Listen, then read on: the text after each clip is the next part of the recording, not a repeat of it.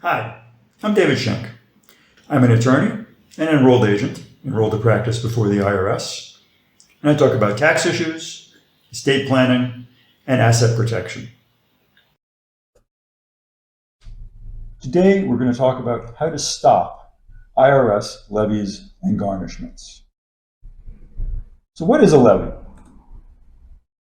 An IRS levy, and a garnishment is just a type of levy, is when the IRS seizes some of your property to satisfy part or all of your tax debt. And although it may seem like it, an IRS levy isn't going to come without a warning. Before the IRS levies any of your property or garnishes your wages, they're going to send you a final notice of intent to levy letter. And once you receive that letter, you have 30 days to request a hearing. If you request a hearing and can satisfy the IRS hearing officer that it would cause undue hardship for them to levy you, the levy may be canceled. But let's be clear, the IRS hears a lot of sad stories.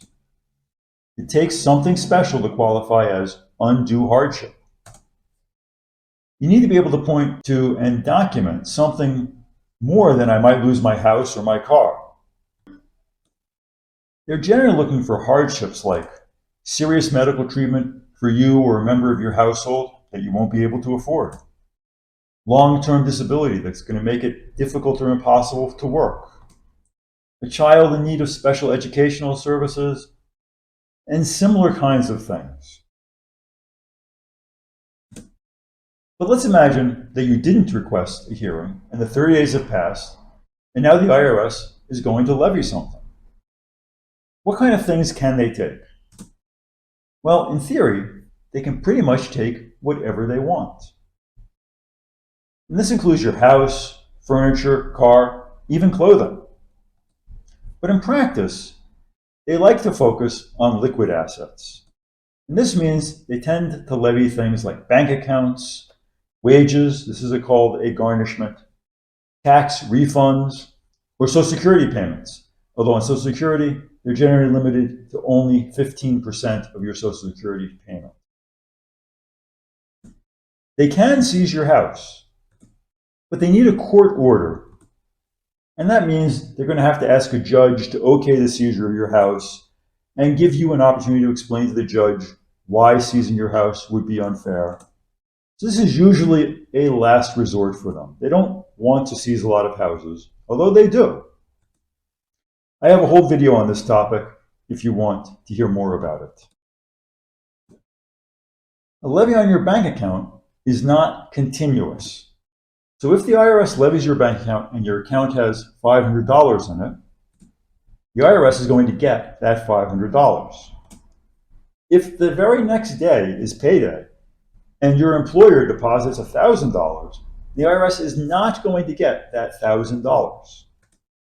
That's your money to keep until the IRS issues another levy to your bank. They can and do issue multiple levies against bank accounts, but rarely one right after another. Usually there's a gap of several weeks or months, and sometimes they never levy against that account again. You should also know that your bank doesn't send the money to the IRS immediately. They wait 21 days, so you have time to try and negotiate a reversal of the levy with the IRS.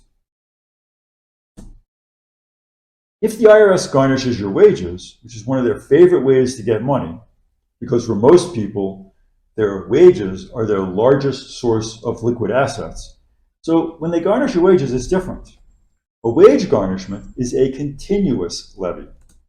That means that your employer is going to take money from your paycheck time after time until your tax debt is paid, or the 10-year statute of limitations runs out. And the IRS uses a formula based on household size to determine how much of your wages they're going to garnish. And I can assure you, they're going to take more than would seem fair to you. For example, generally, if you are a single taxpayer with no dependents, the IRS says you can live on about $1,200 a month, and they take all the rest. So in this situation, if your after-tax paycheck is $6,000 a month, they leave you $1,200 and they take the other $4,800. Okay, so if the IRS is levying your accounts or garnishing your wages, where they're seizing your tax refunds, where they're levying on your Social Security payments, what can you do? Well, there's a number of options. And please be aware that I have individual videos on all of these programs and techniques. So one thing you can do is you can just pay the tax debt in full. That's always going to be the simplest way to end the levy. If you have or can acquire the money to pay your tax debt in full, all levy activities are going to stop as soon as you pay the bill. But if you can't pay the tax debt in full, maybe you can over time, and you can set up an installment plan with the IRS.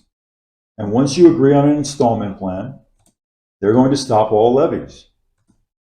These plans are usually not too difficult to arrange, but if you owe a lot, like generally more than $50,000, then you're going to need to have some extensive conversations with the IRS about how much you can afford to pay. And be aware that penalties and interest are going to continue to accrue as you're paying on the installment plan. These plans can end up costing more and taking longer than you might think.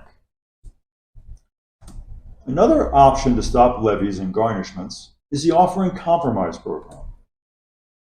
The IRS is required to stop all levies as soon as you file your offer, and they can't levy you again for at least 30 days after your offer is rejected or after you reject their offer.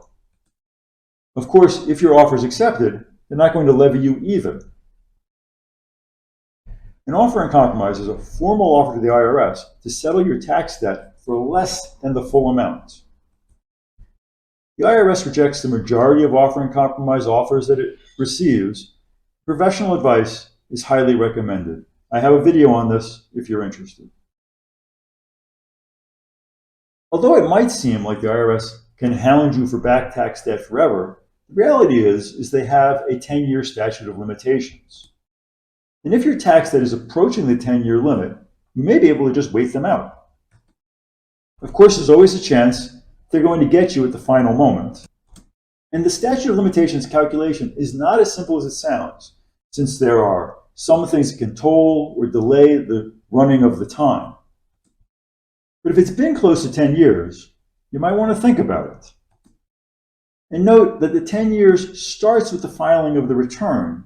So if you've never filed a return, the 10 years never starts to run. If you can demonstrate to the IRS that you cannot possibly pay both your tax debt and your necessary living expenses for you and your dependents, they can put you on what is called currently not collectible status. And this stops all levies and garnishments. Of course, the IRS and you may have very different ideas about what your necessary living expenses are, and they almost definitely do. But if you're genuinely unable to provide for your family with the levies, currently not collectible status is a real possibility. And although not all taxes are dischargeable in bankruptcy, and it can be a bit difficult to figure out exactly which are, filing for bankruptcy will immediately stop all IRS collection activities. Of course, bankruptcy is not just for tax debt, and the bankruptcy court is going to look at all of your debts. And of course, bankruptcy also has long-term effects on your credit history, and it may affect your professional situation as well. Generally, if the majority of your debts are taxes, an offer in compromise is worth trying before going through a bankruptcy process. But if you have a lot of non-tax debt along with your tax debt, bankruptcy may well be an answer. Talk to a tax professional to see how much, if any, of your tax debt might be discharged in bankruptcy. Disclaimer: this video and any accompanying text is for informational purposes only. The information provided does not and is not intended to constitute legal advice. No attorney-client or similar relationship is formed. If you require legal advice, please contact an attorney or other legal professional. This video covers a complex legal area in just a few minutes, and of necessity leaves out much of the detail. Don't make decisions based only on this video.